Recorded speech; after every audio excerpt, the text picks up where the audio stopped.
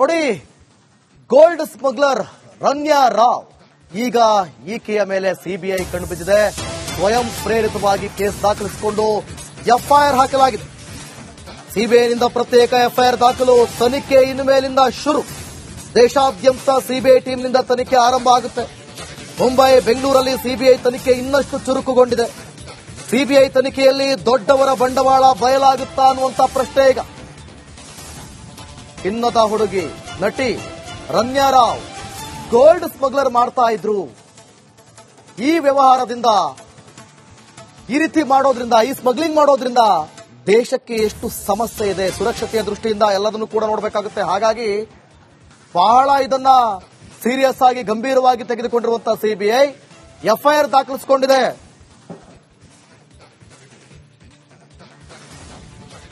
ನೋಡಿ, ಈ ಪುಷ್ಪಾ ಸಿನಿಮಾದಲ್ಲಿ ನೀವು ಗಮನಿಸಿದ್ದೀರಿ, ಆ ರಕ್ತ ಚಂದನದ ಸ್ಮಗ್ಲಿಂಗ್ ಮಾಡುವಂತ ಸಂದರ್ಭದಲ್ಲಿ ಅದಕ್ಕೊಂದು ಸಿಂಡಿಕೇಟ್ ಅಂತ ಇರುತ್ತೆ. ಅದರ ಹಿಂದೆ ದೊಡ್ಡ ದೊಡ್ಡ ಮಹಾನುಭಾವರು, ದೊಡ್ಡ ದೊಡ್ಡ ಹೆಸರುಗಳಿರ್ತವೆ. ಅದೇ ಮಾದರಿಯಾಗಿ ಇಲ್ಲೂ ಕೂಡ ಮಹಾ ದೊಡ್ಡ ನೆಟ್ವರ್ಕ್ ಇದೆಯಾ ಈ ಗೋಲ್ಡ್ ಸ್ಮಗ್ಲಿಂಗ್ ಹಿಂದೆ ಇರುವಂತಹ ಪ್ರಶ್ನೆ. ದೊಡ್ಡ ಸ್ಮಗ್ಲಿಂಗ್ ಸಿಂಡಿಕೇಟ್ ಇರುವಂತಹ ಅನುಮಾನ ಇದೆ ಇಲ್ಲಿ. ಕಸ್ಟಮ್ಸ್ ಅಧಿಕಾರಿಗಳು ಕೂಡ ಇಲ್ಲಿ ಭಾಗಿಯಾಗಿರುವಂತಹ ಶಂಕೆ. ರಾಜಕಾರಣಿಗಳು, ಉದ್ಯಮಿಗಳು ಕಳ್ಳಗಂಟು ವಿನಿಯೋಗ ಮಾಡುತ್ತಿದ್ದಾರಾ? ಕಳ್ಳ ದುಡ್ಡಿನಿಂದಲೇ ವಿದೇಶದಿಂದ ಚಿನ್ನ ತರುವಂತಹ ಹುನ್ನಾರವನ್ನು ನಡೆಸಿದ್ದಾರಾ ಅನ್ನುವಂಥ ಪ್ರಶ್ನೆಯಲ್ಲಿ ನಿರ್ಮಾಣ ಆಗ್ತಾ ಇದೆ. ಎಲ್ಲದರ ಬಗ್ಗೆ ತನಿಖೆ ಚುರುಕಾಗುತ್ತೆ. ಈ ಬಗ್ಗೆ ಮತ್ತಷ್ಟು ಮಾಹಿತಿಯನ್ನು ಕೊಡ್ತಾರೆ ನಮ್ಮ ಪ್ರತಿನಿಧಿ ಧ್ರುವ. ಲೈವ್ ನಲ್ಲಿ ಜಾಯ್ನ್ ಆಗ್ತಿದ್ದಾರೆ. ಧ್ರುವ, ಸಿಬಿಐ ಎಫ್ಐಆರ್ ದಾಖಲಿಸಿಕೊಂಡು ತನಿಖೆಯನ್ನು ಚುರುಕುಗೊಳಿಸ್ತಾ ಇದೆ. ಈಗ ಆ ಮಹಾ ದೊಡ್ಡ ನೆಟ್ವರ್ಕ್, ದೊಡ್ಡ ದೊಡ್ಡ ಹೆಸರುಗಳು ಆಚೆ ಬರಬಹುದಾ? ಹೇಗಿದೆ ತನಿಖೆ? ಹೇಗೆ ಸಾಗ್ತಾ ಹೋಗುತ್ತೆ?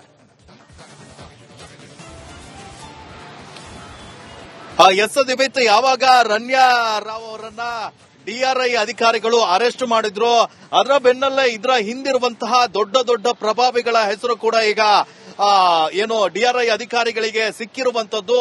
ಇದರ ನಡುವೆ ಈ ಒಂದು ಹಗರಣ ಏನಿದೆ, ಕೋಟ್ಯಾಂತರ ರೂಪಾಯಿ ಹಗರಣ ಆಗಿರುವ ಕಾರಣಕ್ಕಾಗಿ ಡಿಆರ್ಐ ಅಧಿಕಾರಿಗಳು ಕೂಡ ಈ ಒಂದು ಪ್ರಕರಣಕ್ಕೆ ಸಂಬಂಧಪಟ್ಟಂತೆ ಸಿಬಿಐಗೆ ಒಂದು ಲೆಟರ್ ಅನ್ನ ಕೂಡ ಬರೆದಿದ್ರು. ಅದರ ಬೆನ್ನಲ್ಲೇ ಸಿಬಿಐ ಕೂಡ ಈಗ ಈ ಒಂದು ರನ್ಯಾ ರಾವ್ ಬಂಧನದ ಬೆನ್ನಲ್ಲೇ ಆ ಒಂದು ಪ್ರಕರಣಕ್ಕೆ ಸಂಬಂಧಪಟ್ಟ ಹಾಗೆ ಒಂದು ಎಫ್ಐಆರ್ ಅನ್ನ ಕೂಡ ದಾಖಲಿಸಿಕೊಂಡಿದೆ. ಮುಖ್ಯವಾದ ಕಾರಣ ಏನಂತ ಹೇಳಿದ್ರೆ, ಇದು ಒಬ್ಬರಿಂದ ಮಾಡಲಿಕ್ಕೆ ಸಾಧ್ಯ ಇಲ್ಲ. ಇದರ ಹಿಂದೆ ದೊಡ್ಡ ಸಿಂಡಿಕೇಟ್ ಇದೆ.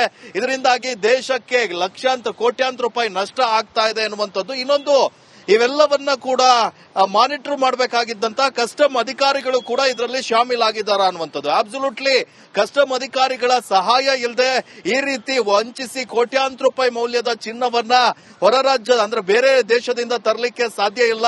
ಎಂತೆಂಥ ಕೇಸ್ಗಳನ್ನ ಕೂಡ ಅವರು ಅರೆಸ್ಟ್ ಮಾಡಿದ್ದಾರೆ. ಆದ್ರೆ ಕಸ್ಟಮ್ ಅವರು ಕೂಡ ಶಾಮೀಲಾಗಿರುವಂತಹ ಒಂದು ಅನುಮಾನ ಹಿನ್ನೆಲೆಯಲ್ಲಿ ಈಗ ಸಿಬಿಐ ಅಧಿಕಾರಿಗಳು ಪ್ರಕರಣವನ್ನ ದಾಖಲಿಸಿಕೊಂಡಿದ್ದಾರೆ.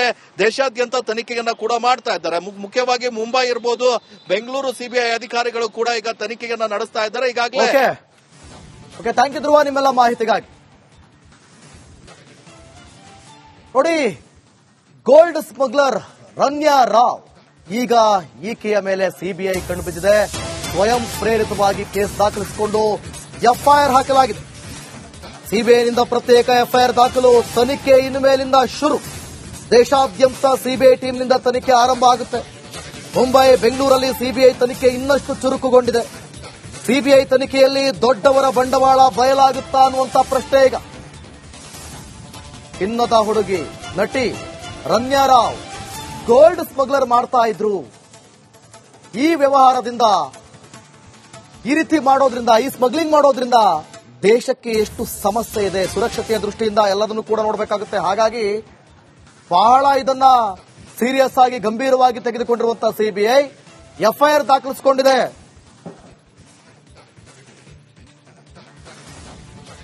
ನೋಡಿ, ಈ ಪುಷ್ಪಾ ಸಿನಿಮಾದಲ್ಲಿ ನೀವು ಗಮನಿಸಿದ್ದೀರಿ, ಆ ರಕ್ತ ಚಂದನದ ಸ್ಮಗ್ಲಿಂಗ್ ಮಾಡುವಂತ ಸಂದರ್ಭದಲ್ಲಿ ಅದಕ್ಕೊಂದು ಸಿಂಡಿಕೇಟ್ ಅಂತ ಇರುತ್ತೆ. ಅದರ ಹಿಂದೆ ದೊಡ್ಡ ದೊಡ್ಡ ಮಹಾನುಭಾವರು, ದೊಡ್ಡ ದೊಡ್ಡ ಹೆಸರುಗಳಿರ್ತವೆ. ಅದೇ ಮಾದರಿಯಾಗಿ ಇಲ್ಲೂ ಕೂಡ ಮಹಾ ದೊಡ್ಡ ನೆಟ್ವರ್ಕ್ ಇದೆಯಾ ಈ ಗೋಲ್ಡ್ ಸ್ಮಗ್ಲಿಂಗ್ ಹಿಂದೆ ಇರುವಂತಹ ಪ್ರಶ್ನೆ. ದೊಡ್ಡ ಸ್ಮಗ್ಲಿಂಗ್ ಸಿಂಡಿಕೇಟ್ ಇರುವಂತಹ ಅನುಮಾನ ಇದೆ ಇಲ್ಲಿ. ಕಸ್ಟಮ್ಸ್ ಅಧಿಕಾರಿಗಳು ಕೂಡ ಇಲ್ಲಿ ಭಾಗಿಯಾಗಿರುವಂತಹ ಶಂಕೆ. ರಾಜಕಾರಣಿಗಳು, ಉದ್ಯಮಿಗಳು ಕಳ್ಳಗಂಟು ವಿನಿಯೋಗ ಮಾಡುತ್ತಿದ್ದಾರಾ? ಕಳ್ಳ ದುಡ್ಡಿನಿಂದಲೇ ವಿದೇಶದಿಂದ ಚಿನ್ನ ತರುವಂತಹ ಹುನ್ನಾರವನ್ನು ನಡೆಸಿದ್ದಾರಾ ಅನ್ನುವಂಥ ಪ್ರಶ್ನೆಯಲ್ಲಿ ನಿರ್ಮಾಣ ಆಗ್ತಾ ಇದೆ. ಎಲ್ಲದರ ಬಗ್ಗೆ ತನಿಖೆ ಚುರುಕಾಗುತ್ತೆ. ಎಸ್ ಬಗ್ಗೆ ಮತ್ತಷ್ಟು ಮಾಹಿತಿಯನ್ನು ಕೊಡ್ತಾರೆ ನಮ್ಮ ಪ್ರತಿನಿಧಿ ಧ್ರುವ ಲೈವ್ ನಲ್ಲಿ ಜಾಣಾಗ್ತಿದ್ದಾರೆ. ಧ್ರುವ, ಸಿಬಿಐ ಎಫ್ಐಆರ್ ದಾಖಲಿಸಿಕೊಂಡು ತನಿಖೆಯನ್ನು ಚುರುಕುಗೊಳಿಸ್ತಾ ಇದೆ. ಈಗ ಆ ಮಹಾ ದೊಡ್ಡ ನೆಟ್ವರ್ಕ್, ದೊಡ್ಡ ದೊಡ್ಡ ಹೆಸರುಗಳು ಆಚೆ ಬರಬಹುದಾ? ಹೇಗಿದೆ ತನಿಖೆ? ಹೇಗೆ ಸಾಗ್ತಾ ಹೋಗುತ್ತೆ?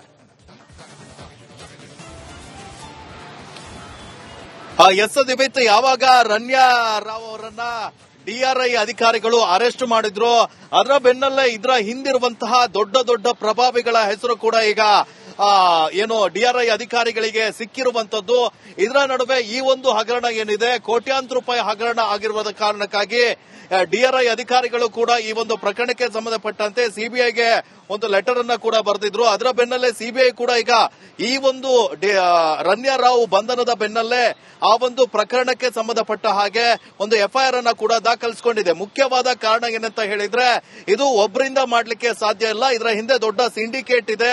ಇದರಿಂದಾಗಿ ದೇಶಕ್ಕೆ ಲಕ್ಷಾಂತರ ಕೋಟ್ಯಾಂತರ ರೂಪಾಯಿ ನಷ್ಟ ಆಗ್ತಾ ಇದೆ ಎನ್ನುವಂಥದ್ದು. ಇನ್ನೊಂದು, ಇವೆಲ್ಲವನ್ನ ಕೂಡ ಮಾನಿಟರ್ ಮಾಡಬೇಕಾಗಿದ್ದಂತ ಕಸ್ಟಮ್ ಅಧಿಕಾರಿಗಳು ಕೂಡ ಇದರಲ್ಲಿ ಶಾಮೀಲಾಗಿದ್ದಾರೆ ಅನ್ನುವಂಥದ್ದು. ಅಬ್ಸಲ್ಯೂಟ್ಲಿ ಕಸ್ಟಮ್ ಅಧಿಕಾರಿಗಳ ಸಹಾಯ ಇಲ್ಲದೆ ಈ ರೀತಿ ವಂಚಿಸಿ ಕೋಟ್ಯಾಂತರ ರೂಪಾಯಿ ಮೌಲ್ಯದ ಚಿನ್ನವನ್ನ ಹೊರ ರಾಜ್ಯ ಅಂದ್ರೆ ಬೇರೆ ದೇಶದಿಂದ ತರಲಿಕ್ಕೆ ಸಾಧ್ಯ ಇಲ್ಲ.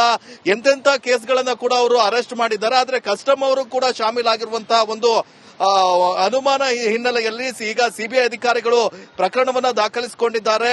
ದೇಶಾದ್ಯಂತ ತನಿಖೆಯನ್ನ ಕೂಡ ಮಾಡ್ತಾ ಇದ್ದಾರೆ. ಮುಖ್ಯವಾಗಿ ಮುಂಬೈ ಇರಬಹುದು, ಬೆಂಗಳೂರು ಸಿಬಿಐ ಅಧಿಕಾರಿಗಳು ಕೂಡ ಈಗ ತನಿಖೆಯನ್ನ ನಡೆಸ್ತಾ ಇದ್ದಾರೆ. ಈಗಾಗಲೇ ಥ್ಯಾಂಕ್ ಯು ಧ್ರುವ, ನಿಮ್ಮೆಲ್ಲ ಮಾಹಿತಿಗಾಗಿ. ನೋಡಿ, ಗೋಲ್ಡ್ ಸ್ಮಗ್ಲರ್ ರನ್ಯಾ ರಾವ್, ಈಗ ಈಕೆಯ ಮೇಲೆ ಸಿಬಿಐ ಕಣ್ಬಿದ್ದಿದೆ. ಸ್ವಯಂ ಪ್ರೇರಿತವಾಗಿ ಕೇಸ್ ದಾಖಲಿಸಿಕೊಂಡು ಎಫ್ಐಆರ್ ಹಾಕಲಾಗಿದೆ. ಸಿಬಿಐನಿಂದ ಪ್ರತ್ಯೇಕ ಎಫ್ಐಆರ್ ದಾಖಲು, ತನಿಖೆ ಇನ್ನು ಮೇಲಿಂದ ಶುರು. ದೇಶಾದ್ಯಂತ ಸಿಬಿಐ ಟೀಮ್ನಿಂದ ತನಿಖೆ ಆರಂಭ ಆಗುತ್ತೆ. ಮುಂಬೈ, ಬೆಂಗಳೂರಲ್ಲಿ ಸಿಬಿಐ ತನಿಖೆ ಇನ್ನಷ್ಟು ಚುರುಕುಗೊಂಡಿದೆ. ಸಿಬಿಐ ತನಿಖೆಯಲ್ಲಿ ದೊಡ್ಡವರ ಬಂಡವಾಳ ಬಯಲಾಗುತ್ತಾ ಅನ್ನುವಂತ ಪ್ರಶ್ನೆ ಈಗ. ಚಿನ್ನದ ಹುಡುಗಿ ನಟಿ ರನ್ಯಾ ರಾವ್ ಗೋಲ್ಡ್ ಸ್ಮಗ್ಲರ್ ಮಾಡ್ತಾ ಇದ್ರು.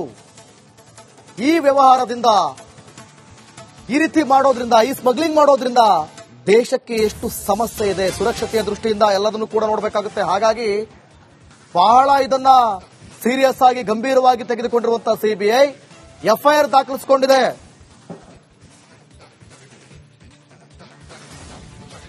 ನೋಡಿ, ಈ ಪುಷ್ಪಾ ಸಿನಿಮಾದಲ್ಲಿ ನೀವು ಗಮನಿಸಿದ್ದೀರಿ, ಆ ರಕ್ತ ಚಂದನದ ಸ್ಮಗ್ಲಿಂಗ್ ಮಾಡುವಂತ ಸಂದರ್ಭದಲ್ಲಿ ಅದಕ್ಕೊಂದು ಸಿಂಡಿಕೇಟ್ ಅಂತ ಇರುತ್ತೆ. ಅದರ ಹಿಂದೆ ದೊಡ್ಡ ದೊಡ್ಡ ಮಹಾನುಭಾವರು, ದೊಡ್ಡ ದೊಡ್ಡ ಹೆಸರುಗಳಿರ್ತವೆ. ಅದೇ ಮಾದರಿಯಾಗಿ ಇಲ್ಲೂ ಕೂಡ ಮಹಾ ದೊಡ್ಡ ನೆಟ್ವರ್ಕ್ ಇದೆಯಾ ಈ ಗೋಲ್ಡ್ ಸ್ಮಗ್ಲಿಂಗ್ ಹಿಂದೆ ಇರುವಂತಹ ಪ್ರಶ್ನೆ. ದೊಡ್ಡ ಸ್ಮಗ್ಲಿಂಗ್ ಸಿಂಡಿಕೇಟ್ ಇರುವಂತಹ ಅನುಮಾನ ಇದೆ. ಇಲ್ಲಿ ಕಸ್ಟಮ್ಸ್ ಅಧಿಕಾರಿಗಳು ಕೂಡ ಇಲ್ಲಿ ಭಾಗಿಯಾಗಿರುವಂತಹ ಶಂಕೆ ಇದೆ. ರಾಜಕಾರಣಿಗಳು, ಉದ್ಯಮಿಗಳು ಕಳ್ಳಗಂಟು ವಿನಿಯೋಗ ಮಾಡುತ್ತಿದ್ದಾರಾ?